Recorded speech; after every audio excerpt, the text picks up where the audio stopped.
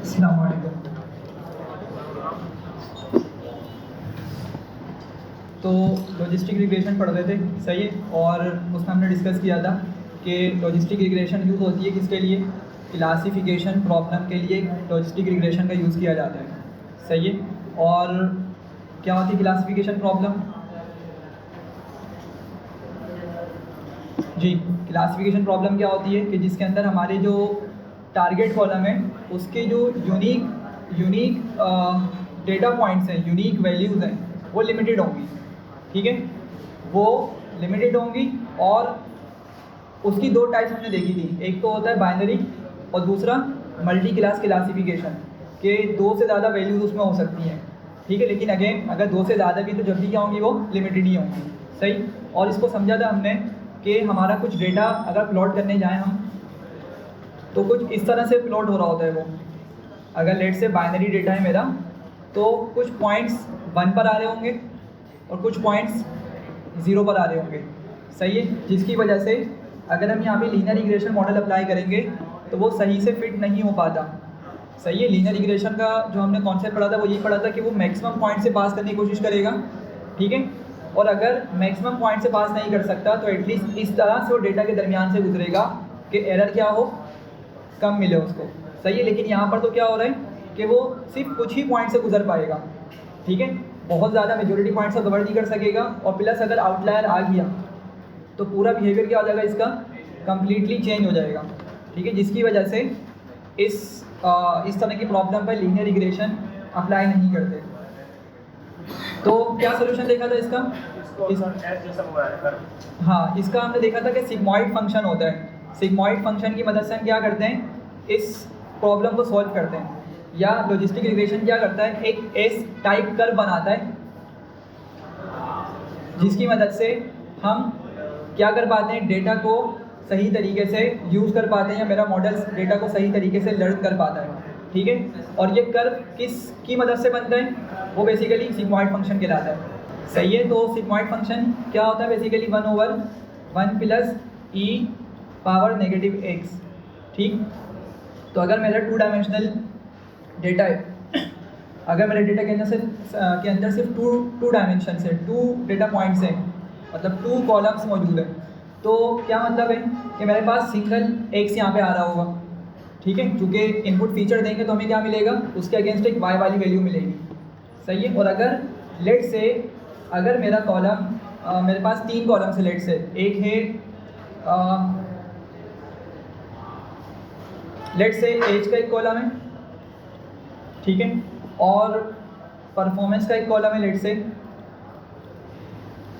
और एक कॉलम है लेट से मार्क्स का, ठीक है। और उसकी फिर हम क्या कर रहे हैं, प्लेसमेंट की बात कर रहे हैं कि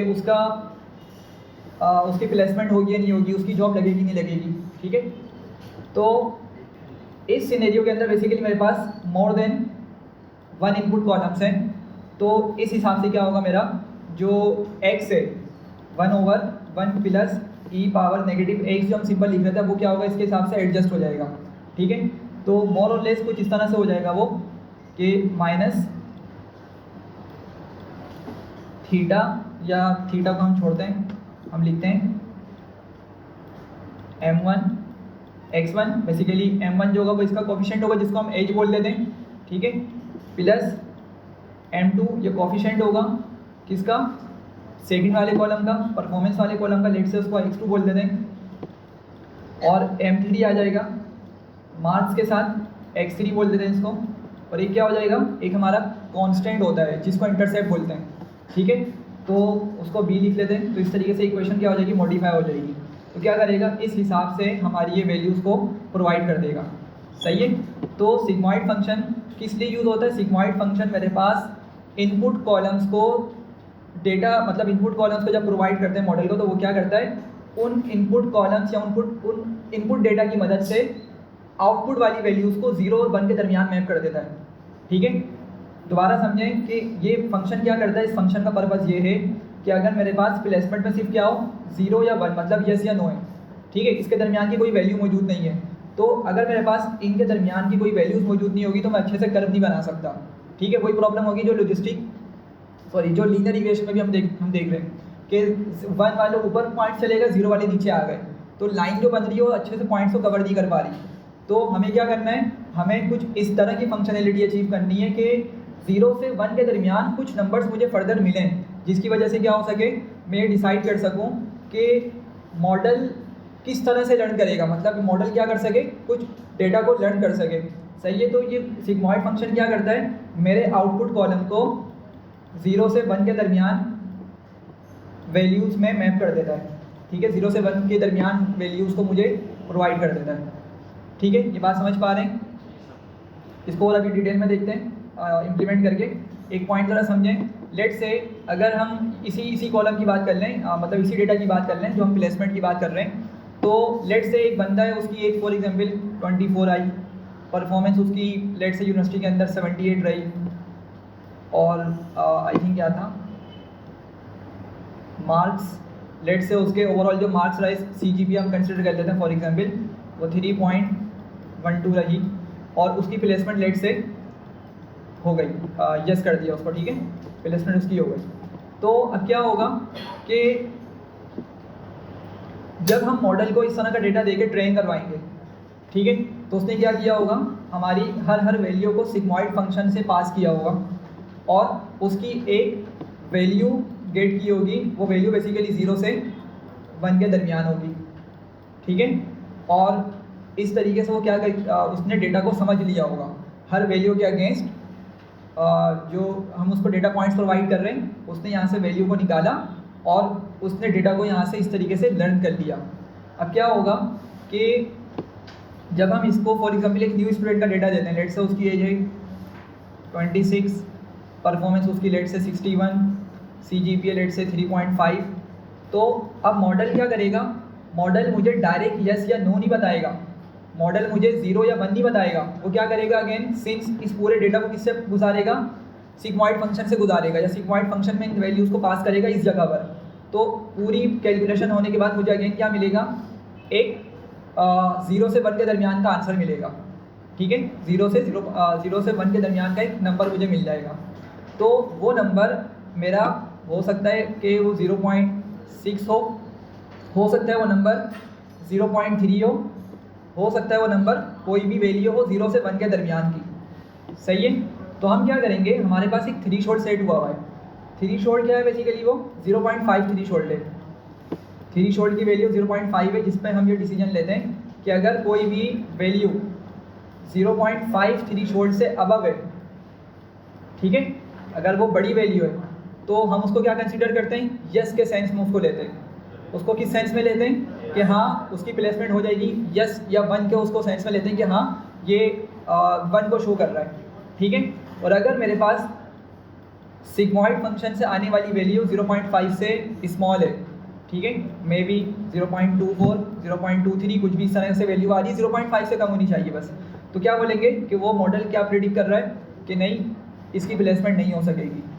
ठीक है, सिमिलरली लोन के हिसाब से बात करें तो लोन मिल जाएगा अगर 0.5 से अबव की वैल्यू मुझे मिलती है सिग्मॉइड फंक्शन की मदद से, और अगर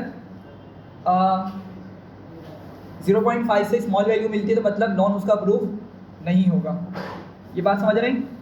तो सिर्फ समझना क्या आप लोगों ने, सिंपल कि 0 और 1 में हमें आंसर नहीं मिलेगा, हमें 0 और 1 के दरमियान एक आंसर मिलेगा, और हमने उसको देख के डिसाइड करना है। किस तरह डिसाइड करेंगे, थ्रीशोल्ड एक रेफरेंस सेट हुआ है कि 0.5 से अबव का नंबर यस, 0.5 से बिलो नंबर तो नो। ठीक, अच्छा सर ये मल्टी क्लास में कैसे थ्रेशोल्ड बनेगा? मल्टी क्लास क्लासिफिकेशन के अंदर आपको फिर प्रोबेबिलिटीज़ देखने को मिलेंगी, मैं बताता हूँ उसको। देखें अभी क्या होगा कि हमारे पास कितने आउटपुट हैं, इसके दो आउटपुट हैं, 0 या 1, ठीक है, डेटा के हिसाब से।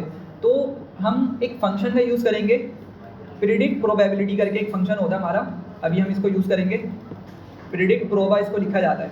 तो ये क्या करेगा, ये मुझे ना प्रोबेबिलिटीज़ बताएगा। क्या बताएगा ये प्रोबेबिलिटीज़ बताएगा। किसकी प्रोबेबिलिटीज़ बताएगा, लेट से प्लेसमेंट के 2 ऑप्शन होंगे, या तो यस या तो नो। तो ये क्या करेगा, हमें 2 probability set of send type दे रहा होगा। ठीक है, किस तरीके से कि लेट से उसने यस की मुझे प्रोबेबिलिटी थी 0.71। हाँ मैं उस पर आता हूँ। मैं पहले इसको समझाता हूँ। सिंपल बाइनरी क्लासिफिकेशन में क्या हो रहा है कि 0.71 हमें यस देखने को मिल रहा है, सही है, और नो की भी बताएगा हमें ये। नो की कितनी हो जाएगी आपको मालूम है टोटल। चले एक चीज़, सॉरी, प्रोबेबिलिटी क्या होती है पहले इसको डिस्कस करते हैं, क्योंकि मेजोरिटी का आइडिया नहीं होगा। प्रोबेबिलिटी क्या होती है?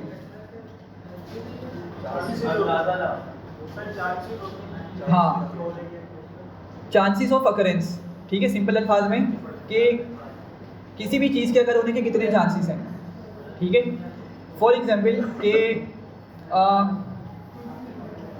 बारिश होने के 30% चांसेस। हाँ, ये बोल सकते हैं, या इसको इस तरह समझें कि मैं बोलता हूँ कि नेक्स्ट वेडनेसडे हमारी क्लास होगी या नहीं होगी।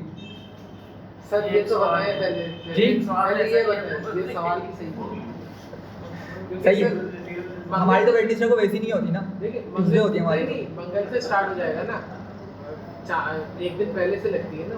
अच्छा, नहीं नहीं, ये सिर्फ वेडनेसडे को ऑफ है, ट्यूसडे की रात से ही हो जाएगा, तो कैसा है? वेडनेसडे का ऑफ है।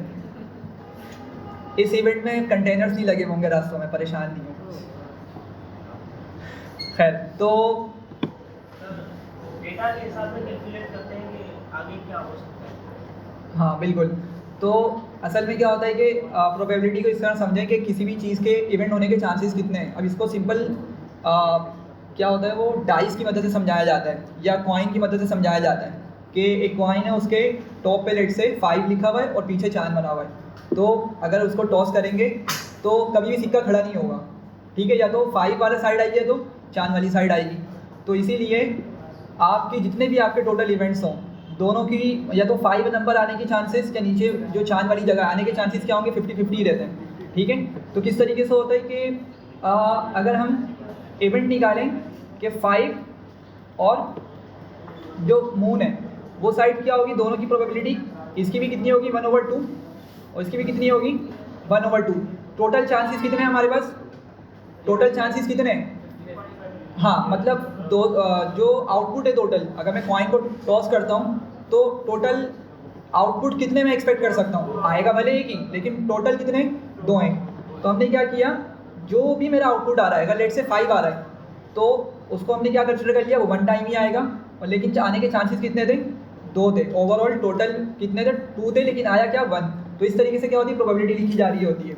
सिमिलरली कि प्रोबेबिलिटी जैसे उन्होंने बताया था अभी कि लेट से अगर आपको बोलूँ कि भाई ज़रा बाहर झाँक के बताएं कि बारिश होने के कैसे असरात हैं, आप लोगों ने झाँका, आपने कहा अच्छी अच्छी हवाएं चल रही हैं, ठीक है, लेकिन जब बादल को देखा, आसमान पे देखा तो बादल नहीं थे, तो आप क्या बोलेंगे, भाई कोई चांसेस नहीं है दूर दूर तक, सही है। कितनी हो गई प्रोबेबिलिटी, 0 हो गई, है ही नहीं ना चांसेस ऑफ अकरेंस, वो उसके होने के चांसेस रहे ही नहीं, तो 0 प्रोबेबिलिटी हो गई, ठीक है। लेकिन लेट से आपने देखा कि काले बादल आए हैं, ठीक है, तो अब क्या बताएंगे, चांसेस हैं, सही है। तो कितनी प्रोबेबिलिटी होगी, अभी हम खुद भी श्योर नहीं है, क्योंकि कराची में तो ऐसे ही होता है कि बादल भी धोखा देके चले आते हैं और बगैर बरसाई निकल जाते हैं। तो आप उस कंडीशन में भी क्या बोलेंगे, 100% प्रोबेबिलिटी नहीं बता सकते, सही, आप बोलेंगे 0.6 है, 0.65 है, 0.7 है, कुछ इस तरह करके नंबर बताएंगे, ठीक है। तो अगर एक नंबर आपको मालूम हो जाए तो जो रिमेनिंग नंबर होगा हमारा उसको हम 1 से माइनस करके निकालेंगे, समझे। आपके जब भी प्रोबेबिलिटी का टोटल सम लिया जाएगा हमेशा किसके बराबर होगा, वो 1 के बराबर होता है, सही है।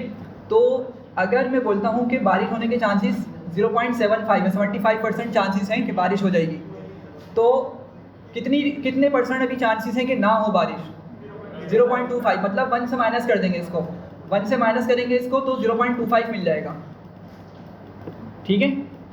या इन अदर वर्ड्स कि आपके पास जो भी प्रोबेबिलिटी आ रही है, जितनी भी प्रोबेबिलिटीज़ आ रही हैं, अगर उसको हम सम करें तो कितना बनाएगा, वो 1 बनाएगा। तो इन अदर वर्ड्स ये भी बोल सकते हैं कि 0.75 में मैं कौन सा नंबर ऐड करूं कि मुझे टोटल 1 मिल जाए। तो आप अगेन में बताएंगे 0.25 क्या है हमारे पास, वो नंबर है जो ऐड करने के बाद 1 मिल जाएगा। तो अब यहाँ पे समझें कि अगर मेरे पास सिर्फ 2 ही आउटकम्स हैं, जो मेरा कॉलम है उसका जो आउटपुट है वो सिर्फ येस या नो पे डिपेंड कर रहा है, तो 0.71 मुझे यहाँ मिल रहा है, तो रिमेनिंग नंबर कहाँ होगा, 9 पे मिल रहा होगा, 9 मतलब एंड पे मिल रहा होगा, ठीक है। और कितनी होगी वो वैल्यू, आई थिंक 0.29 हो जाएगी, ठीक है। तो कितना हो गया इसका सम, 1 हो गया, ठीक है। अब बात को यहाँ से समझें कि इसके कुछ इवेल्युएशन मैट्रिक्स हम पढ़ेंगे आगे जाकर। इसमें आरटी स्कोर कैलकुलेट नहीं करते, इसमें दूसरे इवेल्युएशन मैट्रिक्स का हम यूज़ करते हैं। तो क्या होगा कि जब हम उन इवेल्युएशन मैट्रिक्स को देख रहे होंगे ना, तो ऑटोमेटिकली मॉडल क्या करता है, वो उस वाले आउटकम को उठाता है या उस वाली वैल्यू को कंसिडर करता है जिसकी प्रोबेबिलिटी ज़्यादा देखने को मिल रही होगी उसको। या हम अपने सिनेरियो के हिसाब से अगर इसको देखें सिंपल वर्ड्स में, तो अभी मैंने आपको एक थ्री शॉट बताया था 0.5 का। आपने बस मुझे ये बताना है 0.5 को कंपेयर करते हुए कि कौन सी वैल्यू 0.5 से बड़ी है, कौन सी छोटी। ये वाली वैल्यू 0.5 से अबव है तो आप बोलेंगे कि ये जो स्टूडेंट है जिसकी भी हम बात कर रहे हैं इसके मतलब इसकी जॉब लग जाएगी। इसको 1 कंसीडर करेंगे। इसको क्या कंसीडर करेंगे 1, क्योंकि 0.5 हमारा थ्रेशोल्ड सेट हुआ हुआ उससे अबव वैल्यू आ रही है, ठीक है। और साथ ही साथ ये जो वैल्यू मिल रही है क्या बता रही है कि इसके ना लगने के चांसेस बहुत कम है, लगने के चांसेस ज़्यादा हैं, ठीक है। तो इसी वजह से इसको क्या कंसीडर कर लिया जाएगा, 1 वाला सिनेरियो या यस वाला सिनेरियो को कंसीडर कर लिया जाएगा कि इस वाले डेटा का जो आउटपुट आएगा वो यस कंसीडर होगा या 1 कंसीडर होगा। समझ रहे हैं बात को?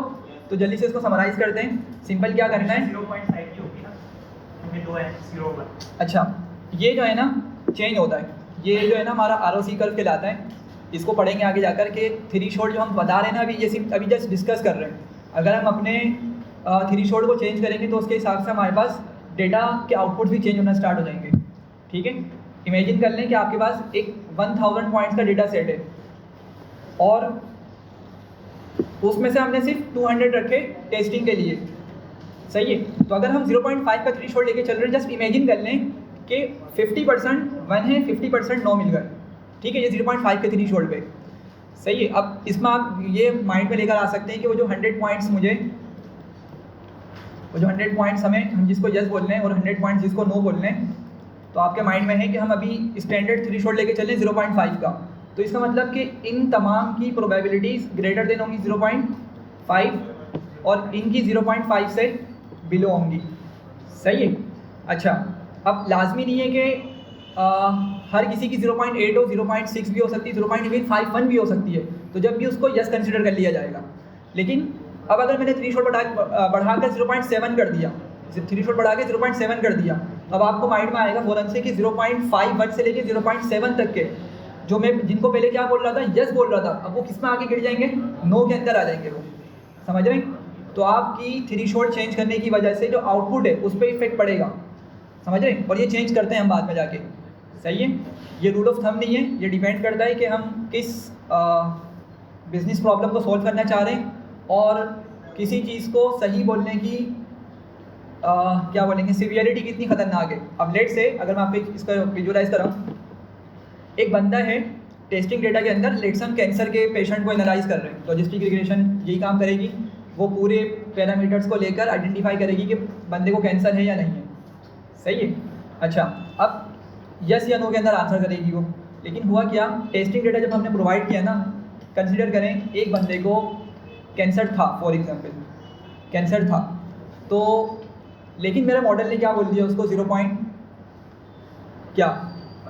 0.5 से कम उसकी प्रोबेबिलिटी कैलकुलेट करके ले आया, ठीक है। और ऑफ कोर्स वो ट्रेनिंग से लेकर आया, वो ट्रेनिंग से उसने पहले डेटा को समझा, जब उसको न्यू कस्टमर का डेटा प्रोवाइड किया, न्यू पेशेंट का डेटा प्रोवाइड किया, उसने 0.5 से कम मुझे प्रोबेबिलिटी बता दी।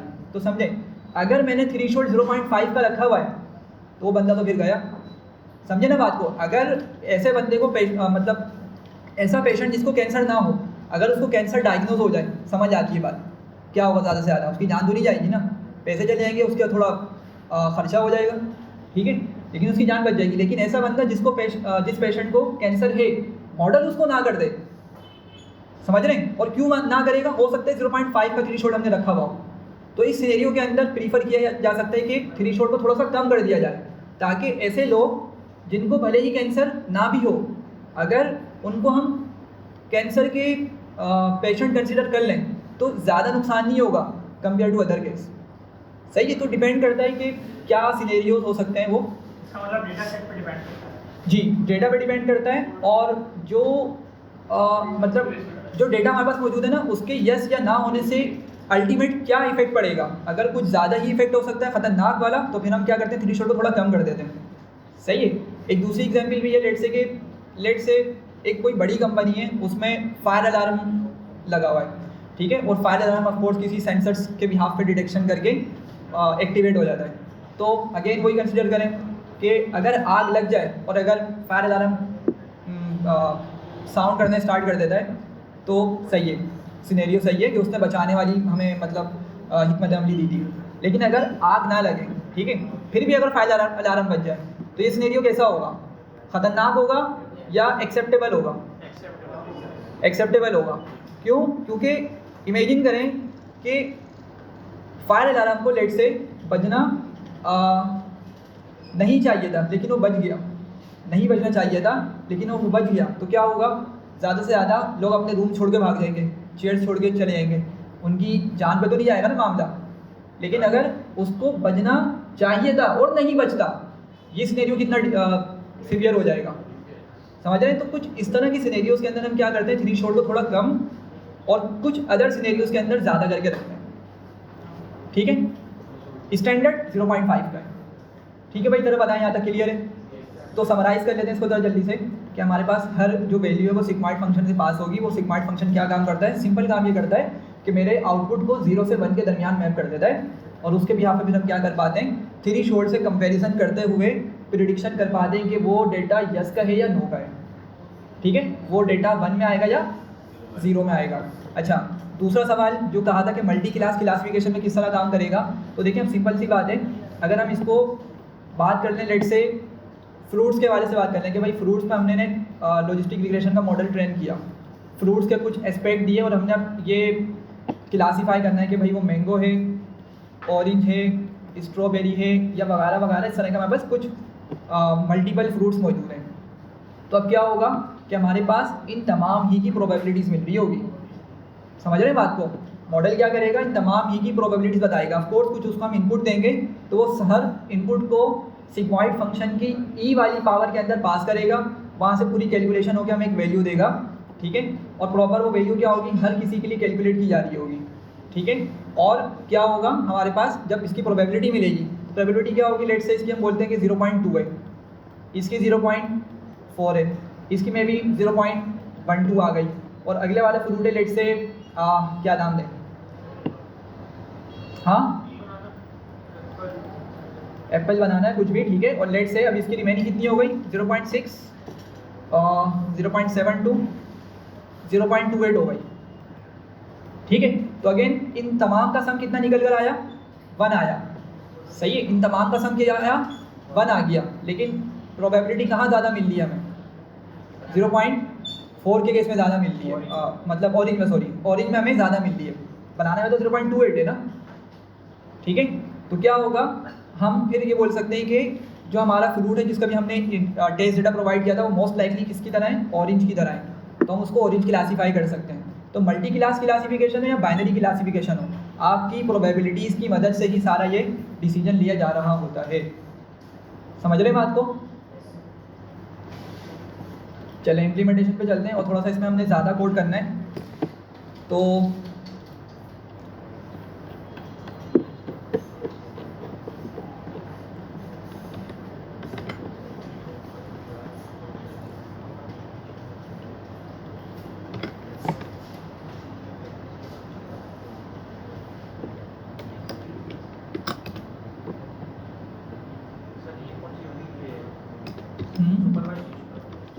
जी अभी सुपरवाइज चल रही है ये।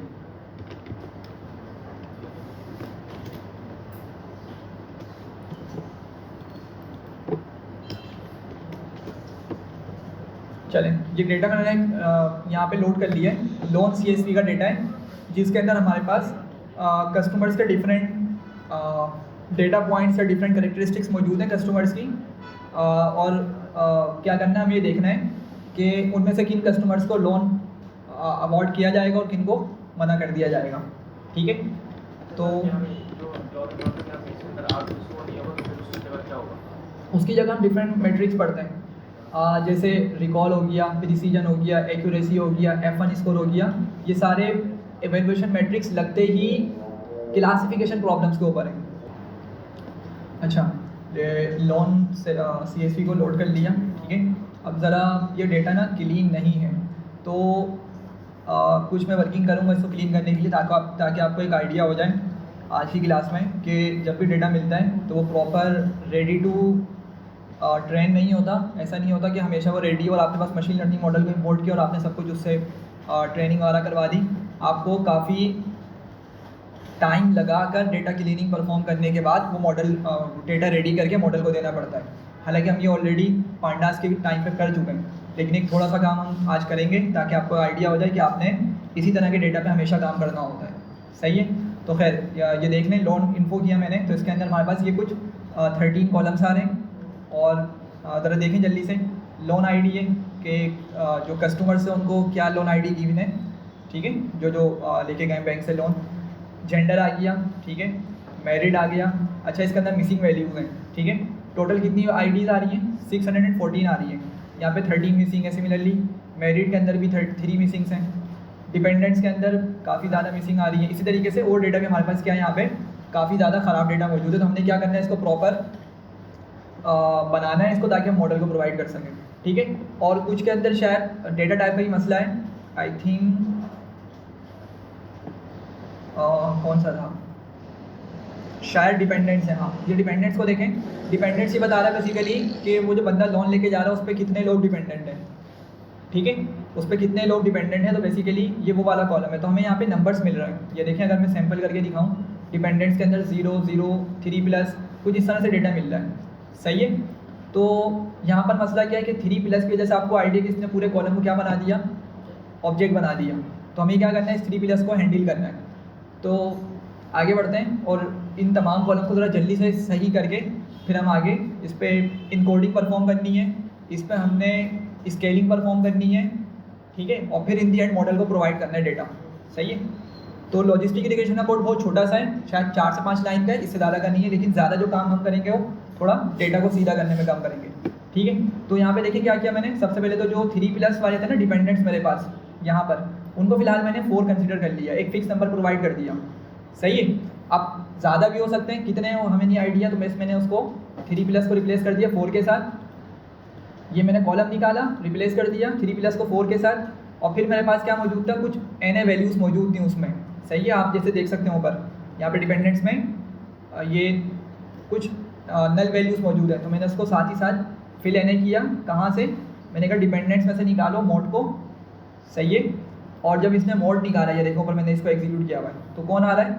0। मतलब ऐसे ज़्यादा कस्टमर्स उस तरह के जिनके डिपेंडेंट्स नहीं है, जिन पे कोई भी डिपेंडेंट नहीं है। सही है, तो उस तरह के ज़्यादा कस्टमर्स आ रहे हैं। तो मैंने क्या किया, ये 0 आगे प्रोवाइड करके इसको मोड से फिल करवा दिया। ये समझ पा रहे हैं ना आप लोग, ठीक है। तो 0 मैंने क्यों लिखा, ताकि मैं इस पर्टिकुलर इस वैल्यू को टारगेट कर सकूँ।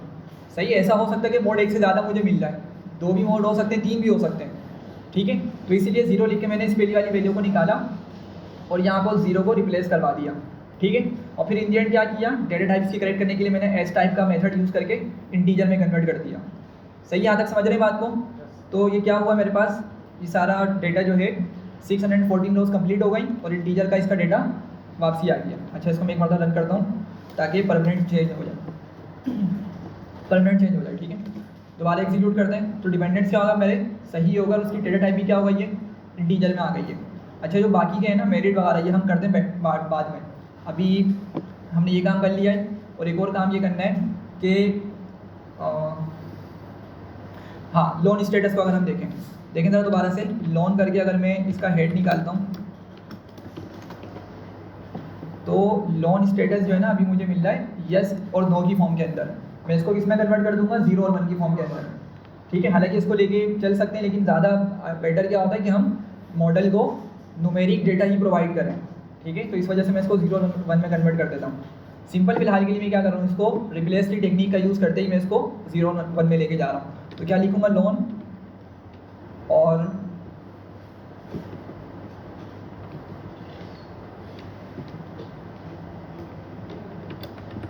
लोन, क्या था उसका नाम, स्टेटस,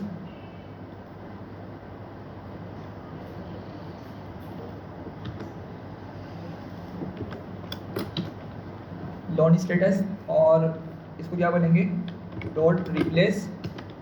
और सिंस मैंने क्या करना है, एक ही वक्त में एक से ज़्यादा वैल्यूज़ को रिप्लेस करना है, तो मैं डिक्शनरी बना के इसको वैल्यू पास करूँगा। लेट से बोलता हूँ नो को 0 और यस को 1 एग्जीक्यूट करते हैं और क्या हो गया, पूरा डेटा 0 और 1 की फॉर्म के अंदर आ गया। ठीक है, डेटा टाइप वगैरह सब कुछ सही है, बस इसको आपसी से रीअसाइन कर देते हैं।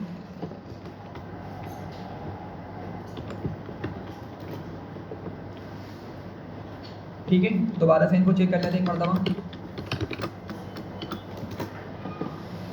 और मेरे पास डिपेंडेंट्स और लोन स्टेटस वाला कॉलम सही हो गया है। अब बाकी हम क्या करेंगे, बाकी पे जब काम करेंगे वो हम डायरेक्ट काम करेंगे, मतलब एक कोड लिख के बाकी कॉलम्स को जल्दी से हैंडल कर लेंगे। अब सबसे पहले बाकी कॉलम्स मैंने क्या हैंडल करना है, मैंने सबसे पहले तो जो एम्प्टी वैल्यूज़ वाले कॉलम्स है ना उनको फिल करना है। सही, उनको फिल करना है। तो मैं एक लाइन लिखता हूँ यहाँ पे पहले तो, बल्कि चले अच्छा, लोन, और यहाँ से मैं जेंडर निकालता हूँ, जेंडर को फिल NA करता हूँ, किसके साथ,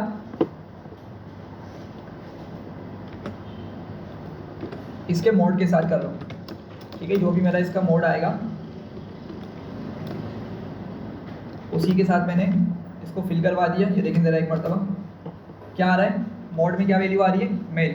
मैं क्या बोल रहा हूँ कि सारी NA वैल्यूज़ को फिल कर दो, किसके साथ, मेल के साथ। ठीक है, और कोमा करके इन प्लेस इसको ट्रू कर देते हैं।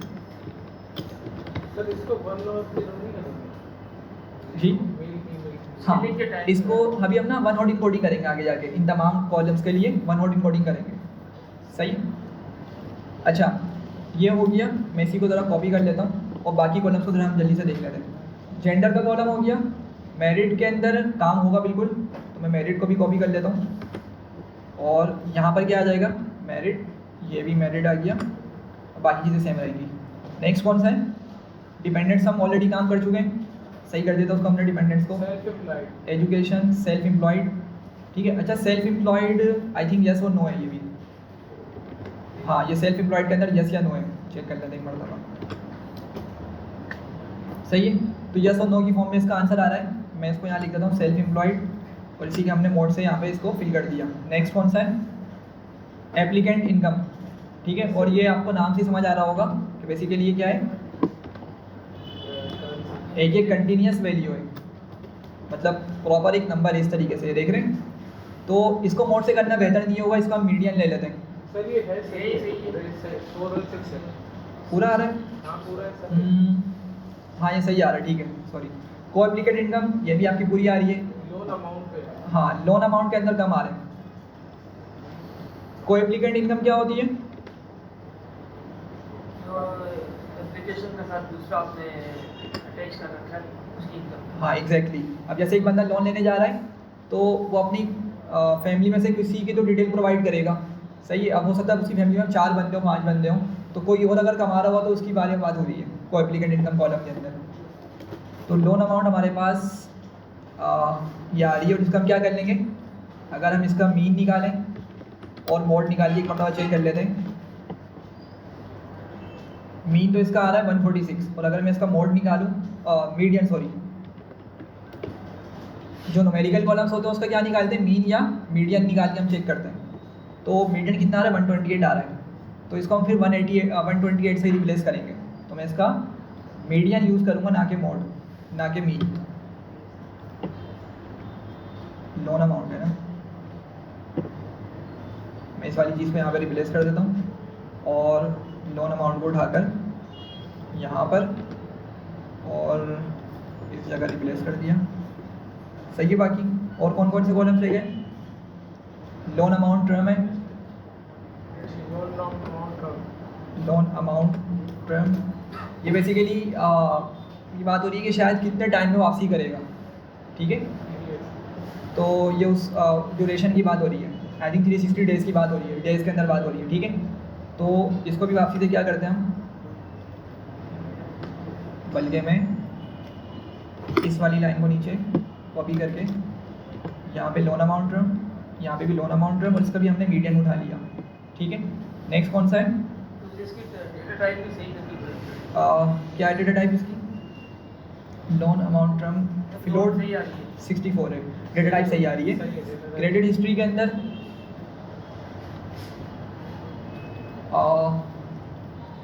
एनए होंगे इसमें। I think loan amount term ना उस सेंस में लिखा हुआ है कॉलम के बैंक उसको कितने टाइम के लिए लोन दे रहा है, ठीक है, डेज के अंदर बात हो रही है कितने टाइम के लिए लोन दे रहा है। क्रेडिट हिस्ट्री में कस्टमर की बात हो रही है कि वो कस्टमर लोन वापसी करने में कैसा है।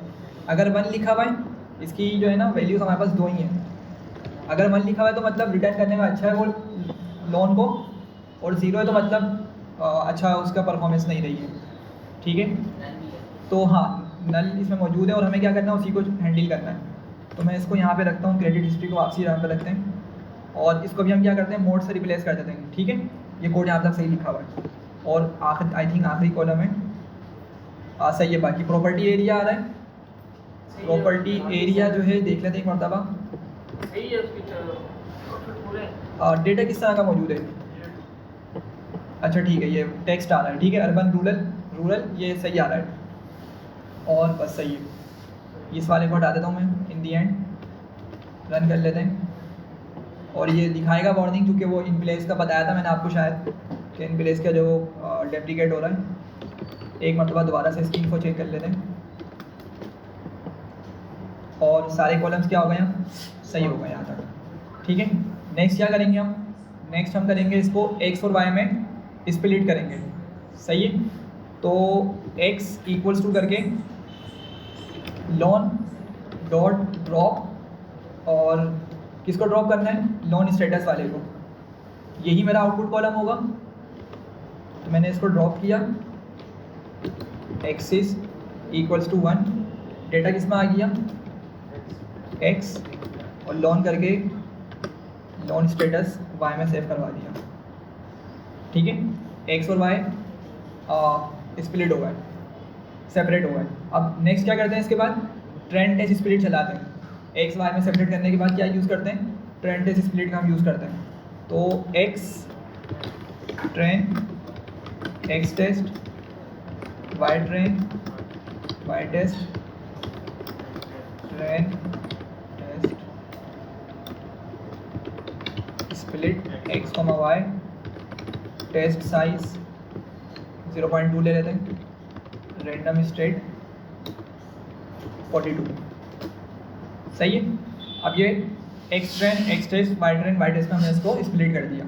अब यहाँ से काम स्टार्ट होता है, ऐसे जो हमने इस डेटा को सीधा करना है ना, वो बताता हूँ आपको। अब देखें जो x ट्रेंड वाला कॉलम आ रहा है ना, x ट्रेंड का कॉलम जो आ रहा है, उसके अंदर आपको आइडिया है बहुत सारे कॉलम्स हैं हमारे पास उसमें, ठीक है। जैसे कुछ कॉलम्स के नाम लिख लेते हैं, x ट्रेंड डॉट कॉलम्स। तो अच्छा हाँ, एक चीज़ हो रही गई है हमारी, सॉरी, क्या क्या नज़र आ रहा है सामने, ये लोन आईडी जो है, अगर मैं इसको आगे लेके जाऊँगा तो फ़ायदा कुछ नहीं होगा मॉडल को देने के लिए। मॉडल को लोन आईडी से क्या फ़र्क पड़ता है, कोई कस्टमर पहले आगे लोन लेके चले जाए या बाद में आए, उससे कोई फ़र्क नहीं पड़ेगा, ठीक है। तो इसको हमें ड्रॉप कर देना चाहिए था। तो मैं आई थिंक इस जगह पे आके दोबारा से एक्स में से इसको ड्रॉप कर देता हूँ, नहीं लोन होगा, क्योंकि लोन से हम स्प्लिट करेंगे आगे जाके, लोन डॉट ड्रॉप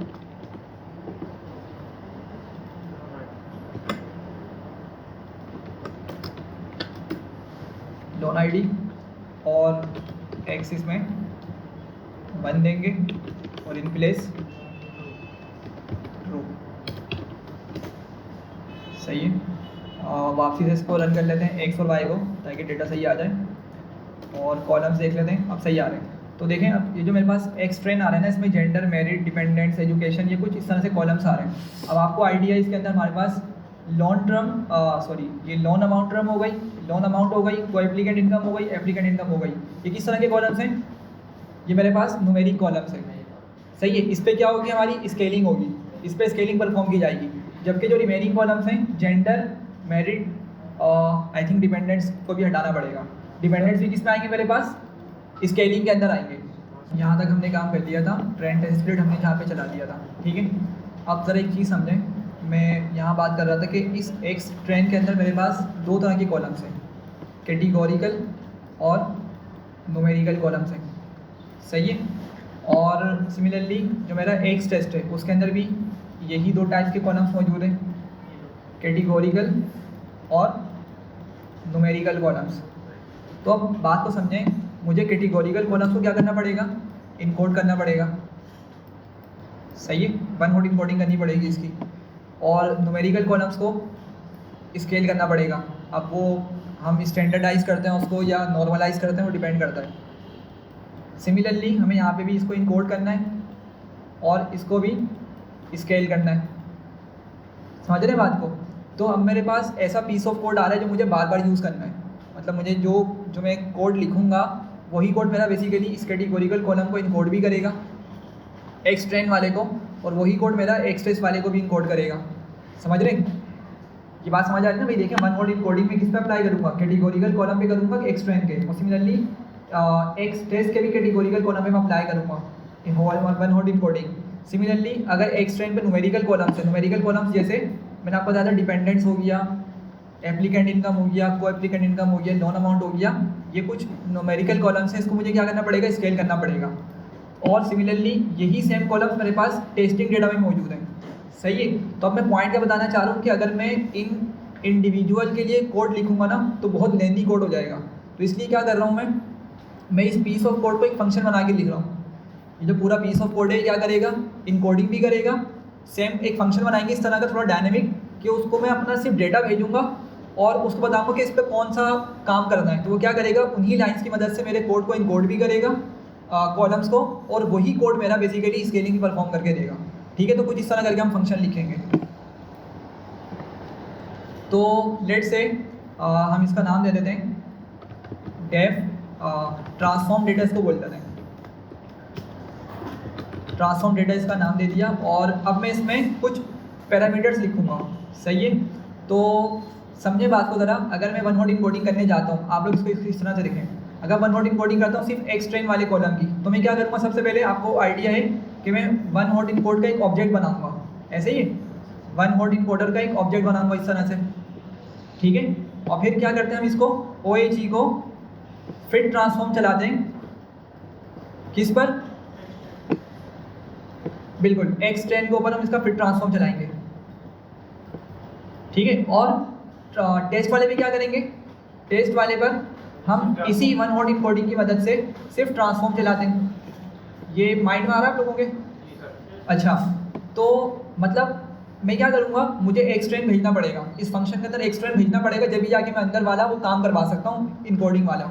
ठीक है? अच्छा, दूसरी चीज़, अगर आपको आइडिया हो, स्केलिंग के दौरान भी हम क्या करते हैं? स्केलिंग के दौरान नॉर्मलाइज कर रहा हूँ या स्टैंडर्डाइज कर रहा हूँ, दोनों ही जगह पर हमें फिट ट्रांसफॉर्म चलाना पड़ता है एक्स ट्रेन पर, और फिर क्या करते हैं? हम ट्रांसफॉर्म करते हैं एक्स टेस्ट को। समझ रहे? मतलब नॉर्मलाइज करें या स्टैंडर्डाइज करें, वहाँ भी मुझे क्या करना पड़ेगा? मुझे फिट ट्रांसफॉर्म चलाना पड़ेगा इस एक्स ट्रेन वाले डेटा पर, और सिंपल ट्रांसफॉर्म चलाना पड़ेगा किस पर? एक्स ट्रेस वाले डेटा पर। समझ रहे हैं? तो देख रहे हैं ये कुछ सिमिलरिटी है यहाँ पर। तो बजाय इसके मैं इसको बारी बारी लिखूँ, मैं एक ही कोड के अंदर इसको लिख देता हूँ। तो मैं यहाँ पे सबसे पहले डेटा एक्सेप्ट करूँगा एक्स ट्रेन अंडरस्कोर, इसको मैं नाम दे देता हूँ थोड़ा सा डिफरेंट करने के लिए, क्योंकि मैंने ऊपर एक्स ट्रेन एक पीस ऑफ वेरिएबल बना के रखा हुआ है जिसके अंदर मेरा डेटा आया हुआ है। ठीक है? तो मैंने इसको थोड़ा सा नाम चेंज करके एक्स ट्रेन अंडरस्कोर रख दिया। सिमिलरली मैं इसको एक्स टेस्ट अंडरस्कोर कर देता हूँ। ठीक है ना? क्योंकि मैं सारा का सारा हैंडल जो करना चाह रहा हूँ डेटा को, वो इसी में करना चाह रहा हूँ। तो मैंने बोला मुझे ट्रेनिंग डेटा भी दे दो और टेस्टिंग डेटा भी प्रोवाइड कर दो। ठीक है? और साथ ही साथ मैं इसको बोलूँगा कि ऑब्जेक्ट बता दो। ठीक है? ऑब्जेक्ट का आपको आइडिया, ऑब्जेक्ट क्या होता है? वन वर्ड इनकोडर का जैसे ऑब्जेक्ट हो गया, वन वर्ड इनकोडर का जैसे OAG हो गया। हम जब इसको इस तरह से लिखते हैं तो क्या बनता है? ये मेरा एक ऑब्जेक्ट बन जाता है ना मेरा OAG। तो मैं इसको बोलूँगा मुझे ऑब्जेक्ट भी भेज दो साथ ही साथ कि तुमने करवाना क्या है। सही है? मैं यूज़र को बोल रहा हूँ जो भी करवाना मुझे बता दो साथ के साथ। और सिमिलरली अगर आपको आइडिया हो, स्केलिंग जब हम परफॉर्म कर रहे हैं, स्केलर का ऑब्जेक्ट बनाऊंगा मैं, और लेट से अगर मैं स्टैंडर्ड स्केलर का यूज़ करता हूँ तो मेरे पास एक ये वाला ऑब्जेक्ट भी होगा। तो मैं क्या कर रहा हूँ? साथ ही साथ उसको बोल रहा हूँ कि ठीक है, मैं अंदर ना फिट ट्रांसफॉर्म की फंक्शनलिटी इम्प्लीमेंट तो कर रहा हूँ, लेकिन मुझे आप बता दो कि वन वर्ड इनकोडिंग यूज़ करनी है या स्केलिंग परफॉर्म करनी है। तो मैं यहाँ पे ऑब्जेक्ट का यूज़ कर लेता हूँ और इसको फिलहाल नन कर देता हूँ। ठीक है? अच्छा, एक और चीज़, ऑब्जेक्ट हो गया और टाइप हम लिख लेते हैं कि हम इससे पूछ लेंगे यूज़र से कि आप बता दो कि करवाना क्या है। सही है? या टाइप के अंदर हम ना भी बताएं तो सही होगा। खैर देखते हैं। टाइप पे मैंने इसको क्या बोल दिया? टाइप का एक तरह से मैंने इसको बोल दिया कि आप बता दो कि आप इनकोडिंग करने जा रहे हैं या स्केलिंग परफॉर्म करने जा रहे हैं। ठीक है? और इस पर कंडीशन लगा दूंगा मैं इस पर कंडीशन लगा दूँगा किस तरह की, मैं इसको बोल देता हूँ if type underscore equals to encoding. अगर वो मुझे इनकोडिंग देगा तो हम क्या करेंगे, जो भी मेरा यहाँ पे ऑब्जेक्ट आया, देखिए हम समझे बात को, जब यूज़र मेरे इस फंक्शन को कॉल करेगा ना तो वो क्या करेगा, इस तरीके से एक्स ट्रेन प्रोवाइड करेगा, एक्स टेस्ट प्रोवाइड करेगा। ऑब्जेक्ट के अंदर क्या भेजेगा वो, लेट से OHE भेज रहा है, वन हॉट इनकोडर का एक ऑब्जेक्ट भेज रहा है, और टाइप में बता रहा है कि वो इनकोडिंग परफॉर्म करने जा रहा है। सही है, तो हमने क्या किया यहाँ पे, टाइप के अंदर जब वो डेटा भेजेगा तो मैंने यहाँ पे टाइप को एक्सेप्ट कर लिया इस जगह पर, और फिर मैंने टाइप को चेक किया कि अगर टाइप वाकई में इनकोडिंग है तो मैं क्या करूँगा, आगे जाकर मैं उस ऑब्जेक्ट का यूज़ करूँगा। और इस ऑब्जेक्ट में कौन आया हुआ है अभी मेरे पास, समझे ज़रा बात को, OHE आया हुआ है। ठीक है, तो मैं इसको बोलूँगा ऑब्जेक्ट डॉट फिट ट्रांसफॉर्म। ठीक है, और फिट ट्रांसफॉर्म के बाद किसको प्रोवाइड करेंगे, इसको हम एक्स ट्रेन प्रोवाइड करेंगे। लेकिन एक मसला क्या है कि एक्स ट्रेन में अभी तो मेरे पास सारे मिक्स कॉलम मौजूद हैं, कैटेगोरिकल भी न्यूमेरिकल भी, समझ रहे हैं। मुझे तो वन हॉट इनकोड किसको करवाना है, सिर्फ कैटेगोरिकल को करवाना है। तो मुझे पहले तो एक और लाइन लिखनी पड़ेगी ताकि मैं क्या कर सकूँ, कैटेगोरिकल कॉलम्स को सेपरेट कर सकूँ और फिर उस पर फिट ट्रांसफॉर्म चलाऊँ। सही है, तो एक शॉर्टकट तरीका हमारे पास होता है कि मैं क्या करूँगा, जो भी मेरे पास ये ऑब्जेक्ट आ रहा है ना, मैं आपको एक चीज़ दिखा दूँ। ये देखें मेरे पास एक्स ट्रेन है, अगर मैं एक्स ट्रेन के ऊपर एक मेथड होता है हमारा, अगर मैं इसको लिखता हूँ dot select D types, basically data types हम इसको बोलना चाह रहे हैं, और मैं इसको बोलता हूँ यहाँ पर ऑब्जेक्ट कि कौन से कॉलम्स लेकर आओ, ऐसे कॉलम्स लेकर आओ जिसकी डेटा टाइप क्या हो, ऑब्जेक्ट हो। आई थिंक टाइप सही है, हाँ। तो देखें जब मैंने इसको सिलेक्ट डी टाइप्स लिखा तो ऑब्जेक्ट पास किया, मैं इसको क्या बोल रहा हूँ एक तरीके से कि सारे वो वाले कॉलम्स लेकर आ जाओ एक स्ट्रिंग के अंदर से जो क्या करें, मतलब जिनकी डेटा टाइप क्या हो, ऑब्जेक्ट हो। ठीक है, और अगर मैंने इसको नंबर लिख दिया होता, नंबर, तो न्यूमेरिकल वैल्यूज़ को लेकर आ जाएगा। समझ पा रहे हैं बात को। तो मुझे यही फंक्शनैलिटी अंदर इंप्लीमेंट करनी है। तो मैंने बस चेक किया कि अगर मेरे पास इनकोडिंग होगी ना तो मैं एक्स ट्रेन में से डॉट सेलेक्ट डी टाइप्स करके ऑब्जेक्ट निकाल लूँगा। ठीक है, और इसको एक वेरिएबल में सेव कर लेता हूँ, लेट से क्या नाम दें, ट्रेन डेटा बोल दें। ठीक है, ट्रेन डेटा के अंदर सेव कर दिया। तो बेसिकली यहाँ से जो कॉलम्स निकल कर आएंगे मेरे ऑब्जेक्ट वाले, स्ट्रिंग वाले कॉलम्स निकल कर आएंगे, उसको मैंने ट्रेन डेटा में सेव करवा दिया। ठीक है, और सेम याद रखें कि मुझे यही कॉलम्स टेस्टिंग डेटा से भी निकालने हैं ना, तो मैं इसीलिए इस लाइन को नीचे कॉपी करके इसको टेस्ट का नाम दे देता हूँ, टेस्ट डेटा। और यहाँ से कौन सा कॉलम रखूँगा मैं, test underscore select D types object करके रखूँगा। यहाँ तक बताएं, बात क्लियर हो रही है। देखिए समझे बात को, मैं इसी फंक्शन को यूज़ करना चाह रहा हूँ इनकोडिंग के लिए भी और स्केलिंग के लिए भी, लेकिन दोनों के लिए मेरे पास टाइप ऑफ कॉलम्स डिफरेंट रहेंगे। स्केलिंग के लिए न्यूमेरिकल कॉलम्स चाहिए होंगे, और जब मैं वन हॉट इनकोडिंग करने जा रहा हूँ तो मुझे ऑब्जेक्ट वाले कॉलम्स चाहिए होंगे, स्ट्रिंग वाले। तो इस तरह से मैंने क्या किया, उससे यहाँ पे इनपुट मांग लिया था कि बता दो भाई कि इनकोडिंग कर रहे हो या क्या कर रहे हो। तो इनकोडिंग बताएगा तो हमारे पास क्या होगी, ये कंडीशन ट्रू होने पे हम ये वाला काम करवा देंगे। ठीक है, अच्छा दूसरी कंडीशन क्या हो सकती है, एलिस के अंदर हम लिख लेते हैं कि अगर टाइप के अंदर क्या यूज़र दे, स्केलिंग प्रोवाइड करे। सही है, तो हम तकरीबन यही काम करेंगे, लेकिन यहाँ पे बिल्कुल यहाँ पे सिर्फ नंबर पास कर देंगे। सही है भाई यहाँ तक। अच्छा, हो सकता है यूज़र टाइप के अलावा कुछ और डाल दे तो हम उसको एल्स में हैंडल कर लेते हैं। एल्स हमने लिखा, देखिए अगर हम नंबर लिखते हैं ना तो नंबर एक जेनरिक टर्म है और वो क्या करेगी, दोनों को ले आएगी, इंटीजर और फ्लोट दोनों को ले आएगी। ये देखें जैसे मैंने ऊपर लिख के दिखाया था आपको, जब मैंने नंबर लिखा ना तो देखें ना आपके पास ये इंटीजर वाले कॉलम्स भी आ गए और ये फ्लोट वाले कॉलम्स भी आ गए। ठीक है, तो इंटीजर में शायद सिर्फ इंटीजर को ले आएगा, और आई डोंट नो कि इंटीजर वैसे है भी या नहीं है, इसकी डॉक्यूमेंटेशन देखनी पड़ेगी। खैर हमने यहाँ पे नंबर निकाल के सब कुछ निकाल दिया। अच्छा, अगर यूज़र टाइप के अंदर कुछ और गलत वर्ड डालते, लेट से वो कुछ और ट्रांसफॉर्मेशन डाल देता है, तो हम उसको यहाँ पे बोल देंगे, फंक्शन को आगे जाने नहीं देंगे, रिटर्न कर देंगे। सही है, ये रिटर्न क्या काम करता है, रिटर्न बेसिकली यहाँ पे फंक्शन को ख़त्म करने का काम भी करेगा, सही है। तो अगर यूज़र की इनपुट हमारे इन दो वैल्यूज से मैच नहीं करती इनकोडिंग या स्केलिंग से, तो हम कुछ भी नहीं करेंगे, बस फंक्शन को ख़त्म कर देंगे, फंक्शन को आगे लेके नहीं जाएंगे, ठीक है। अच्छा इमेजिन करें यूज़र ने मुझे ये सब कुछ दिया, एक्स ट्रेन डेटा दिया, एक्स टेस्ट डेटा प्रोवाइड किया, ऑब्जेक्ट ये वाला दिया, टाइप उसने इनकोडिंग बताया, ये सब मेरे पास ऊपर रिसीव हुआ। इनकोडिंग के अंदर जब मेरे पास ये कंडीशन ट्रू हुई तो उसने क्या किया, ट्रेनिंग डेटा और टेस्टिंग डेटा को यहाँ पे सेपरेट कर दिया, सही है। और इसके अंदर आपको पता है कि अब सिर्फ कैटेगोरिकल कॉलम्स ही मौजूद हैं ट्रेनिंग डेटा और टेस्टिंग डेटा के अंदर, ठीक है। आगे बढ़ते हैं, नेक्स्ट स्टेप क्या होगा मेरा कि मैं इस इसका हम और नहीं कर ले कि ये यूजर इनकोडिंग में अगर वो कैपिटलाइजेशन और वो प्रॉपर केस वगैरह कर ले तो उसको भी हैंडल कर लेते हैं। हाँ इस तरह भी हो सकता है, बिल्कुल नाइस। लोअर करके हम यहाँ पे यूज़ कर लेते हैं, चूँकि टाइप के अंदर अगर हो सकता है वो इनकोडिंग का ई बड़ा डाल दें इस तरीके से, मे बी कि वो इनकोडिंग का ई बड़ा डाल दें। अब लिखना तो वो इनकोडिंग ही चाह रहा था, तो क्या होगा, लेकिन हमारे पास यहाँ पे लोअर होके हमारे पास कंडीशन ट्रू हो जाएगी और फिर वो जाके इसको हैंडल कर लेगा। सिमिलरली इसी चीज़ को हम उठा के यहाँ भी लिख लेते हैं, ठीक है। और यह हो गया बेसिक सा काम। आगे बढ़ते हैं और हम क्या करेंगे, मॉडल को ट्रेन करेंगे। तो क्या लिखेंगे, ऑब्जेक्ट डॉट फिट ट्रांसफॉर्म। देखें अब मेरे पास डेटा सेपरेट हो चुका है ना कैटेगोरिकल वाला, अब मुझे क्या करना है, जस्ट इस ट्रेनिंग डेटा को उठाकर फिट ट्रांसफॉर्म करना है, सही है। और सिर्फ ट्रांसफॉर्म करना है किसको, टेस्टिंग डेटा को, ठीक है। अच्छा लेकिन हमने क्या करना है, इसको वेरिएबल में सेव कर लेना है, चूँकि हम इसको बाहर भेजेंगे इसी डेटा को उठाकर, इसी डेटा को हम उठा के बाहर भेजेंगे, बिल्कुल ठीक है। बल्कि अगर मैं आपको एक और चीज़ बताऊं, मैं आपको चले बता देता हूँ जल्दी से, एक मिनट में। मैं ना यहाँ पे बाहर एक ऑब्जेक्ट बनाता हूँ OHE करके, ज़रा एक चीज़ देखें, मैंने OHE लिखा, OHE equals to one hot encoder, encode import नहीं किया भैया हमने उसको,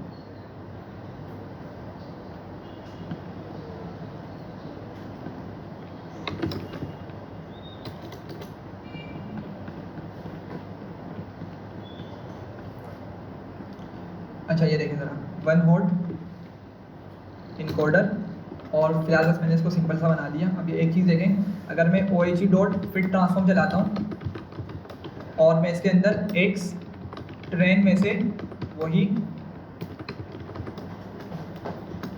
कैटेगोरिकल डेटा पास करता हूँ, तो ज़रा इसका आउटपुट देखें। अच्छा इस पार्ट्स दिखा रहा है, इस पार्ट्स को यहाँ पे फॉल्स कर देते हैं, इस parts output equals to false कर दिया ताकि हमें इस तरह का आउटपुट ना दिखाए, ठीक है। हमें वो डेटा देखना है बेसिकली। तो देख रहे हैं ये क्या रिटर्न कर रहा है, ये एरे दे रहा है, एरे, सही है, एरे प्रोवाइड कर रहा है। तो मुझे इस एरे को भी हैंडल करना पड़ेगा अंदर, मैं सब ये समझाना चाह रहा हूँ, बिल्कुल। हम जो डेटा फ्रेम में कन्वर्ट किया करते थे, ठीक है। तो अगर आपको माइंड में हो, हम क्या करते थे, इस पूरे डेटा को उठा के PD डॉट डेटा फ्रेम के अंदर डाल देते थे, डेटा इक्वल्स टू करके डेटा देते थे, और फिर कॉलम्स इक्वल्स टू करके OHE डॉट एक मेथड होता है, OHE dot get feature names out, तो मुझे यहाँ से फीचर्स मिल जाएंगे। तो क्या होगा मेरा, एक इसकी मदद से एक डेटा फ्रेम बन सकता है। तो मैं आपको चलिए दिखा देता हूँ, PD डॉट डेटा फ्रेम और डेटा के अंदर इक्वल्स टू करके मैंने ये पूरी चीज़ लिख दी।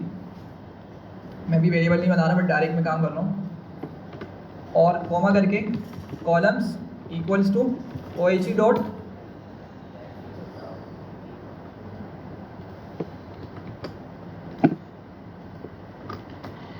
Gate feature names out. तो इस तरीके से मेरे पास डेटा फ्रेम बनकर आ जाएगा, सही है। और मैं डेटा फ्रेम क्यों बना रहा हूँ, क्योंकि याद रखें कि मैं क्या कर रहा हूँ, ये देखें, जब मैं एक्स इस कैटेगोरिकल कॉलम को, जब मैं इस कैटेगोरिकल कॉलम को इनकोड कर रहा हूँ, और जब मैं इस न्यूमेरिकल कॉलम को, इन न्यूमेरिकल कॉलम्स को स्केल कर रहा हूँ, तो इन दी एंड मुझे क्या करना है, इनको मर्ज तो करना है ना भाई, ताकि मैं फाइनल डेटा बनाकर मॉडल को दे सकूँ, मॉडल को फीड कर सकूँ, सही है। तो मुझे इनको कंबाइन करना है या कॉन्केट करना है, तो कॉन्केट हमेशा सिर्फ हमारा डेटा फ्रेम होता है, सही है। तो इस वजह से मुझे ये वाली फंक्शनैलिटी, मतलब ये वाला काम भी करना पड़ेगा, ठीक है। तो मैं इसी चीज़ को यहाँ पे अंदर इम्प्लीमेंट कर रहा हूँ कि जब मैं ऑब्जेक्ट को फिट ट्रांसफॉर्म कर दूंगा ट्रेनिंग डेटा के ऊपर, तो मैं इसको किस में कन्वर्ट करूँगा जी, इसको मैं कन्वर्ट करूँगा, लेट से मैं इसको फिलहाल के लिए XTR लिख देता हूँ कि एक्स का ट्रेनिंग डेटा ये मेरा और मैं इसको आगे लिखूँगा PD डॉट, वही बाहर वाला काम करेंगे, डेटा फ्रेम। और ये थोड़ा कन्फ्यूज़ करेगा, ठीक है, एक मरतबा इसको रिकॉल कर लिएगा। डेटा इक्वल्स टू करके मैंने लिखा XTR, और XTR में क्या आ रहा है आपके पास, वो एरे आ रही है जो अभी मैंने आपको ऊपर दिखाई दी है, ये एरे आ रही है आपके पास, सही है। तो मैंने वही उसको उठाकर जैसे ही ट्रांसफॉर्म किया उसको मैंने XTR में सेव कर लिया था। डेटा के अंदर मैंने वही XTR मतलब एरे पास करी, और कॉलम्स के अंदर मैंने उसको बोला कि क्या करो, ऑब्जेक्ट अंदर किस तरह लेके चल रहे हैं हम चीज़ों को, OBJ बोल के, ऑब्जेक्ट बोल के, ठीक है। और object dot get feature names out, ठीक है। और इसको फिर हम फर्दर दोबारा से क्या करते हैं, xtrain_ में सेव करवा देते हैं, ठीक है। यहाँ तक सिमिलरली मैं इसको XTE बोल देता हूँ, यहाँ से मुझे वो डेटा मिल जाएगा, और मैं इसको यहाँ पे कॉपी करके ले आता हूँ।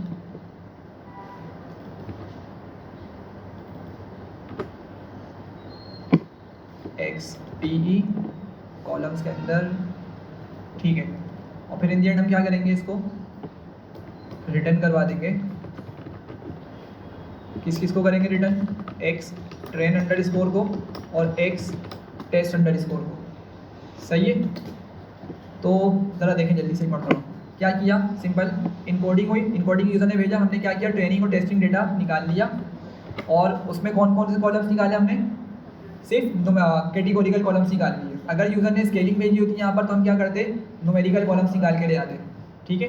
अच्छा, फिर हमने क्या किया, हमने बोला कि जो भी यूज़र ने कहा है ना करने को, जैसे उसने OHE भेजा, मैं यहाँ पे ऑब्जेक्ट भेजा है वन हॉट इम्पोर्टर का, तो हमने बोला उसको पहले यूज़ करो, फिर ट्रांसफॉर्म करो किसको, ट्रेनिंग डेटा को। और ट्रेनिंग डेटा कहाँ से आ रहा है मेरा, इस जगह से आ रहा है, अभी इनकोडिंग वाले केस के अंदर, ठीक है। और उसको XTR में सेव कर लिया, लेकिन ये एरे है, ये एरे आ रही है। तो क्या बोला कि जल्दी से इसको डेटा फ्रेम में कन्वर्ट कर लो, और आपको ये समझ आ रहा होगा कोड हमने क्या किया, वहाँ से उठा के यहाँ पे इसको सेव करवा दिया। मतलब ये पूरा यहाँ से डेटा फ्रेम हमारा कन्वर्ट हुआ, उसको हमने XTrain में हैंडल कर लिया, ठीक है। XTrain में मतलब सेव कर लिया। तो अभी जो मेरे पास ऊपर से डेटा आ रहा था ना इस जगह पर, वो क्या हो चुका होगा, अब ओवरराइड हो चुका होगा। पहले उसके अंदर न्यूमेरिकल और कैटेगोरिकल कॉलम सारे आ रहे थे, अब सिर्फ क्या रह जाएंगे यहाँ पे, इनकोडेड कैटेगोरिकल कॉलम्स रह जाएंगे, ठीक है। अच्छा, फिर क्या किया, ट्रांसफॉर्म किया सिंपल टेस्टिंग डेटा को हमने, ठीक है, जो टेस्टिंग डेटा प्रोवाइड किया था। और टेस्टिंग डेटा हमारे पास हमने सेपरेट कर लिया था इस टेस्ट डेटा वेरिएबल के अंदर, तो उसको हमने ट्रांसफॉर्म किया, XT के अंदर सेव किया, वापसी से उसको हमने डेटा फ्रेम में कन्वर्ट किया और इसको उठा के वापसी बाहर भेज दिया, ठीक है। समझ रहे बात को। अब आई थिंक कि शायद एक मसला होगा, वो मसला ये होगा कि अगर जब यूज़र स्केलिंग भेजेगा ना, यहाँ पे स्केलिंग ऑब्जेक्ट भेजेगा, स्केलिंग का जब ऑब्जेक्ट भेजेगा तो शायद ये वाला काम उस जगह उस टाइम पे नहीं चलेगा। सर इसको एलिफ के अंदर, एलिफ के अंदर या इफ हम डाल देते हैं इसको, हाँ यहाँ ठीक है। हम एक काम करते हैं, इसको भी उठा के नीचे ले आते हैं, इस तरीके से इसको ऊपर करते हैं और यहाँ बोलते हैं if type equals to encoding, sir ये सॉरी क्या चीज़, ऊपर डिफाइन नहीं कर दिया। मैं असल में ये बोलना चाह रहा हूँ कि अगर इनकोडिंग यूज़र ने भेजा था तो फिर क्या करो, जब जाके फीचर नेम्स लगाओ। असल में ये चीज़ जो है ना सिर्फ हमारे पास वन हॉट इनकोडिंग के लिए चलती है, स्केलिंग में हम ये वाला काम नहीं करते। ये देखिए मैं आपको दिखाता हूँ। अगर मैं स्केलर का एक ऑब्जेक्ट बनाता हूँ, स्केलर इक्वल्स टू,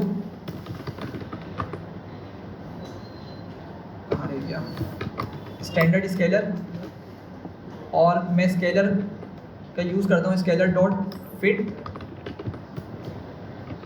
ट्रांसफॉर्म, और क्या था, XTrain में से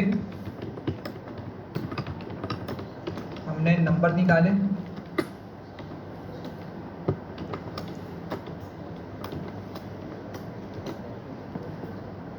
बल्कि सही काम कर रहा है ये, एरे ही दे रहा है।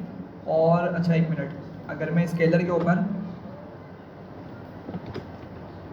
Dot get feature names out, हाँ ये काम कर रहा है, सही है, ठीक है ठीक है। सर मैं ये कहना चाह रहा जी। था, जब हमने ऊपर दिया हुआ है टाइट डॉट लोअर कोडिंग, तो हम नीचे भी उसी कंडीशन को रिपीट करते हैं, उसमें कोई एरर तो नहीं आएगा? तो अगर हम इसी कोड को उसके बराबर में लिख दें, उसी एलिफ से पहले लिख दें, तो भी काम तो करेगा। अच्छा, फिर ना हमारी लाइंस बढ़ जाएंगी अगर उस सेंस में आप बोल रहे हैं ना। देखिए चूंकि फिट ट्रांसफॉर्म तो हम नीचे करवा रहे हैं, हमने ऊपर कंडीशन लगा के पहले डेटा को सेपरेट किया है ना, सही है, और फिर हम मतलब इन दो लाइंस की मदद से अपने डबल काम करवाना चाह रहे हैं, स्केलिंग वाला भी और इनकोडिंग वाला भी। ठीक है, और आई थिंक ये भी अब ज़रूरत नहीं है हमें इसको करने की। अगर हम पीछे इसको ले जाए ना, जिस तरह हमने पहले लिखा था वो काफ़ी है। वो इसलिए क्योंकि अभी मैंने आपको एक चीज़ दिखाई है कि जब हम स्केलिंग परफॉर्म करें, जब भी हमें किस तरह का आउटपुट मिल रहा है, ये ऑब्जेक्ट ही मिल रहा है एरे वाला, तो हमें अल्टीमेटली इसको भी डेटा फ्रेम में लेके जाना है और हमने उसके कॉलम्स के नाम्स लगाने हैं। ठीक है, तो मेरा गेट फीचर नेम्स आउट वाला जो मेथड है वो यहाँ पे भी काम कर रहा है, तो मतलब मेरे पास इतना लाइन ऑफ कोड इनफ है अभी के लिए। ठीक है, चलें एग्जीक्यूट करते हैं और आगे बढ़ते हैं ज़रा। ये एक मेथड बनाया है, अब जरा इसको समझते हैं यूज़ करके। तो मैं आ जाता हूँ किस जगह पर। ये मेरे पास अभी तक का एक्स ट्रेन और एक्स टेस्ट का डेटा मौजूद है।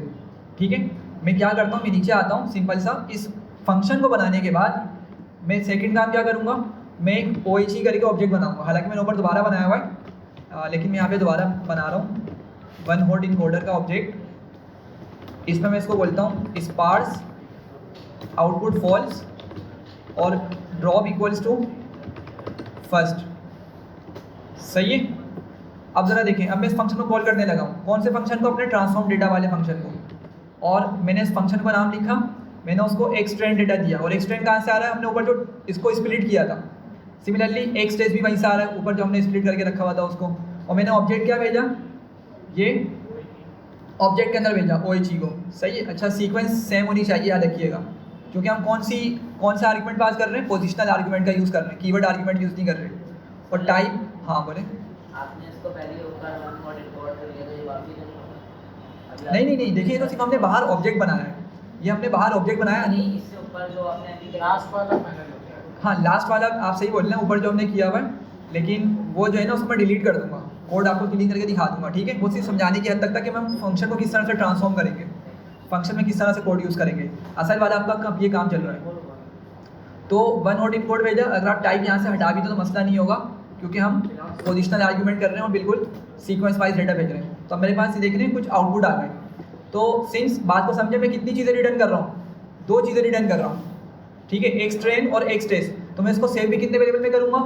2 ही वेरिएबल का यूज़ करूँगा। लेट से मैं यहाँ बोलता हूँ एक्स TR कैट के एक्स ट्रेन का कैटेगोरिकल कॉलम जो हम इंपोर्ट करके लेकर आ रहे हैं। या अगर आपने इसको कुछ और अच्छा नाम देना तो आप बता दें, माइंड में अगर आ रहा है।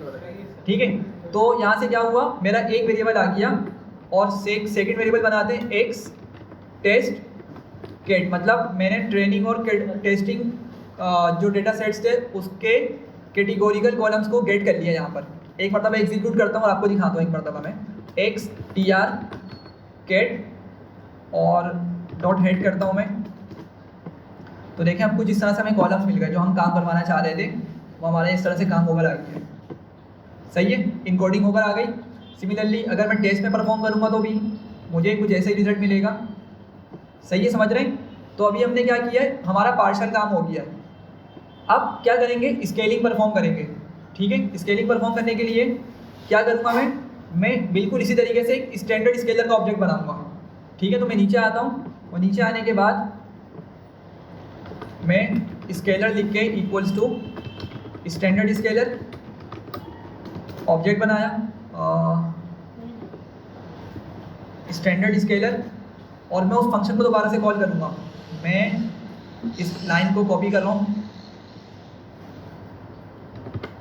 ड्रॉप इक्वल्स टू फर्स्ट क्यों कर रहे हैं? हाँ, ड्रॉप इक्वल्स टू फर्स्ट का मतलब ये है कि मैं उसको बोलना चाह रहा हूँ कि जो डुप्लीकेट कॉलम्स है ना उनको नहीं रखो, उनको रिमूव कर दो। क्या मतलब हुआ इसका? देखें, मेल का एक कॉलम है मेरे पास, जेंडर का एक कॉलम है। तो वन हॉट इनकोड क्या करता है, one hot encoder basically gender male करके एक कॉलम बनाएगा और जेंडर फीमेल का एक कॉलम बना देगा।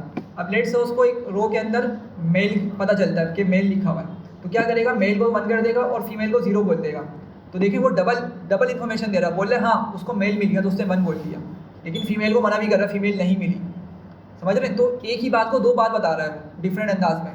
तो तो मैंने उसको बोल दिया कि ड्रॉप फर्स्ट, मतलब पहले वाले कॉलम को ड्रॉप कर दो। हर कॉलम के अंदर जो तुम 2 कॉलम बना रहे हो ना, 2 बने 3 बने, तो पहले वाले को ड्रॉप कर दो ताकि बार बार रिडंडेंट इन्फॉर्मेशन ना मिले हमें।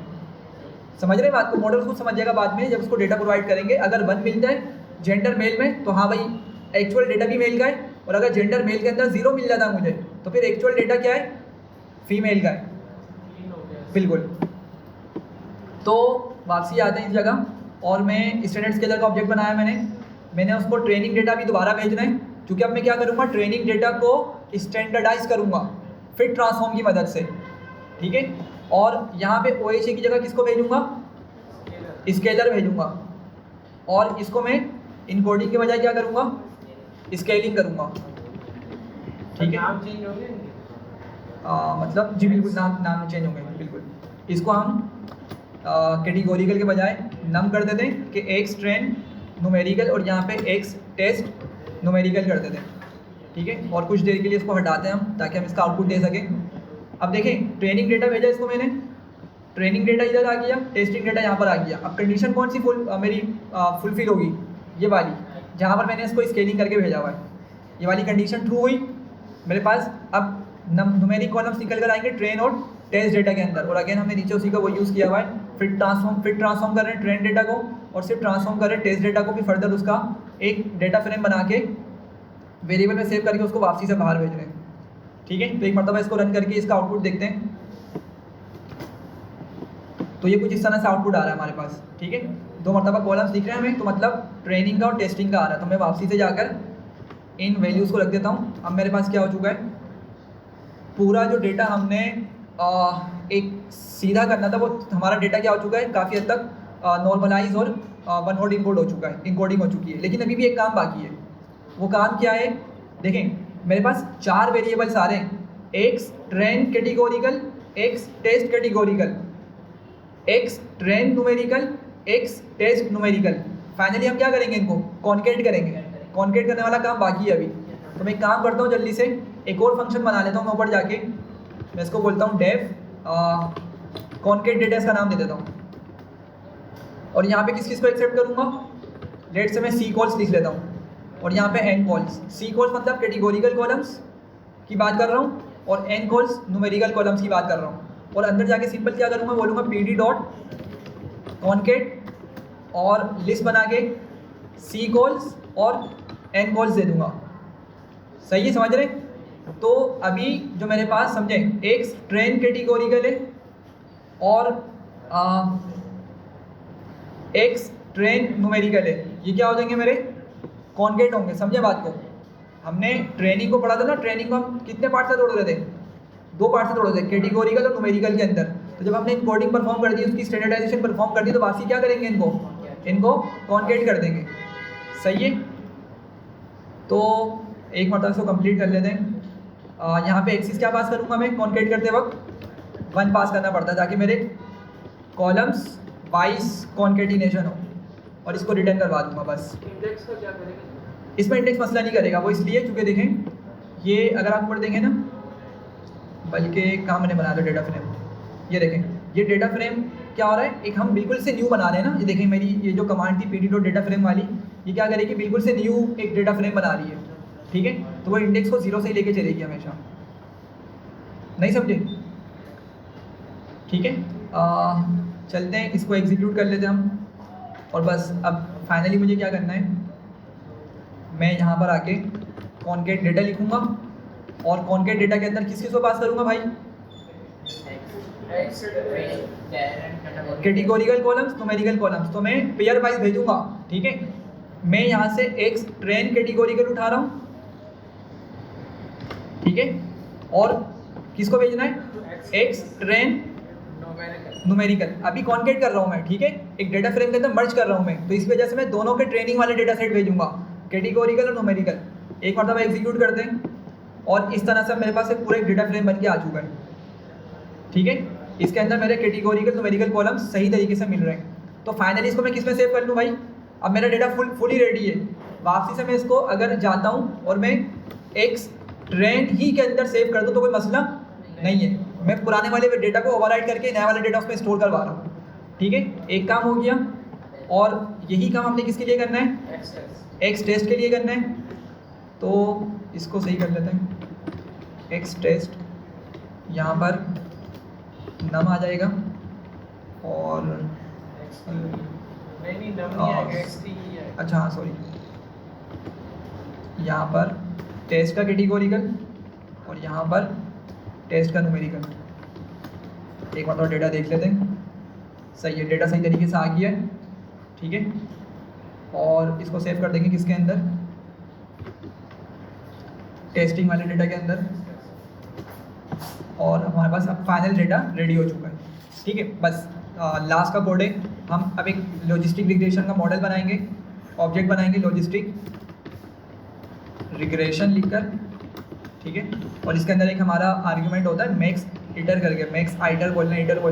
हमें इसको बताना पड़ता है कि तुम इतनी मरतबा कम से कम आइटरेट करो, इतनी मरतबा एटलीस्ट मेरे डेटा को समझने की कोशिश करो, सही है।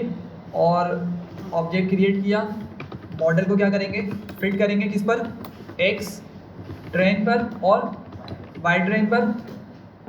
मॉडल फिट हो गया है और अगर 500 आइट्रेशन इसके लिए कम होती है हमें एरर दे देता है, ये बोलता है कि मोर आइट्रेशंस नीडेड, तो हमें फिर आइट्रेशंस को बढ़ाना पड़ जाता, सही है। फिलहाल इसने काम कर दिया, हमारा बिल्कुल छोटा सा डेटा है, 600 रोज़ का, तकरीबन 615 शायद रोज़ थी, ठीक है। खैर, तो क्या करेंगे, मॉडल को आप प्रिडिक्ट करवाएंगे। अब ये पुराना वाला काम है, पुराना क्या आप देंगे इसको, X test comma Y test, और ये हमें वैल्यूज़ लाकर X to position argument, sorry Y नहीं जाता ना, एक्स टेस्ट देते हैं ना हम, प्रेडिक्शन के दौरान सिर्फ एक्स टेस्ट प्रोवाइड करते हैं, ठीक है। तो इस टाइम हमें वैल्यूज़ ला के दे दी हैं, और जो वैल्यूज़ जो ला रहा है ये समझें बाद में, मतलब ये इसको समझें कि उसने वही प्रोबेबिलिटीज़ कैलकुलेट करी, उन प्रोबेबिलिटीज़ को 0.5 के साथ मैच किया, जिनकी प्रोबेबिलिटी 0.5 से अबव थी उसको उसने क्या बोल दिया, 1 बोल दिया, और जिनकी प्रोबेबिलिटी 0.5 से बिलो थी उनको उसने 0 बोल दिया।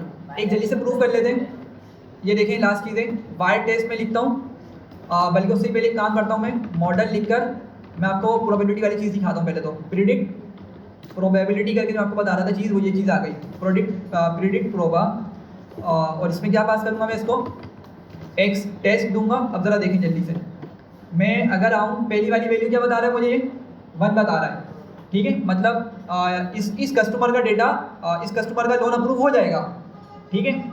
और अगर हम इसको देखें तो ये 0 की प्रोबेबिलिटी बता रहा है और ये 1 की प्रोबेबिलिटी बता रहा है। तो 1 की प्रोबेबिलिटी कितनी आ रही है, 0.88 आ रही है, तो 0.5 से अबव है, तो इस वजह से इसको क्या बता रहा है, ये 1 के सेंस में या यस के सेंस में लाके दिखा रहा है। समझ रहे हैं बात को। अच्छा, इसको देखें, अगर 0 वाले को हम देख लें, 0 तकरीबन कहाँ आ रहा है, 1 2 3 4 5 6 7 8 9 10 11 12, नीचे से 12वीं वैल्यू है, देखते हैं ज़रा, आई थिंक ये वाली है 0.996, ये वाली शायद ये वाली है 0.96 देखने को मिल रहा है, यहाँ पे देख रहे हैं आप लोग। तो ये 0 की प्रोबेबिलिटी बता रहा है, जबकि यहाँ पे ये 1 की प्रोबेबिलिटी बता रहा है, समझ रहे हैं। तो इस जगह इसको 0 की प्रोबेबिलिटी ज़्यादा मिल गई, 0.5 से अबव, तो इसने इसको 0 बोल दिया ऊपर वाले के हमारे सिनेरियो के अंदर, और इसको इसने नहीं बताया, ठीक है। तो इस तरीके से काम करता है। और लास्ट हम क्या कर सकते हैं, कुछ इस तरह का डेटा प्रोवाइड करके हम उससे प्रिडिक्शन निकलवा सकते हैं। तो मैंने कुछ ऐसी रैंडम डेटा लिख लिया था, इस डेटा को हम क्या करेंगे, मॉडल को प्रिडिक्ट करने के लिए देंगे और फिर इससे प्रिडिक्शन निकलवाएंगे कि अगर ऐसा कस्टमर जिसकी ये डिटेल्स हों, ठीक है, उसका लोन अप्रूव होगा या नहीं होगा। तो हम इस कोड को रन करके एक मरतबा इसका आउटपुट देख लेते हैं। अच्छा भाई, एरर दे रहा है, और क्या बता रहा है, model dot predict new customer, the feature name should match those that were pass during fit. अच्छा, मसला क्या आ रहा है कि हमारी जो सीक्वेंस है थोड़ी बहुत चेंज हो गई है, ये कॉलम की सीक्वेंस मैंने आगे पीछे कर दी है। तो जब मैंने इसको एक्स ट्रेन वाली सीक्वेंस रखी है ना, देखिए मेरा मॉडल कहाँ फिट हुआ है, एक्स ट्रेन वाले डेटा पर फिट हुआ है। तो जो कॉलम्स मैंने इसको जिस सीक्वेंस में दिए ना, बिल्कुल वही कॉलम्स इसके पास उसी सीक्वेंस में होने चाहिए। हाँ, तो हमें इसको अरेंज करना पड़ेगा, बस मैं आपको दे दूँगा शीट, आप लोग अरेंज करिएगा। ये जो जिस तरह कॉलम्स लिखे हुए हैं ना, बिल्कुल इसी सीक्वेंस के अंदर हमें नीचे इन कॉलम्स को अरेंज करना है। अब बस आप अरेंज करेंगे और आप ये लाइन रन करेंगे, आपको इसका आउटपुट मिल जाएगा, ठीक है। तो बस इसको यही एंड करते हैं।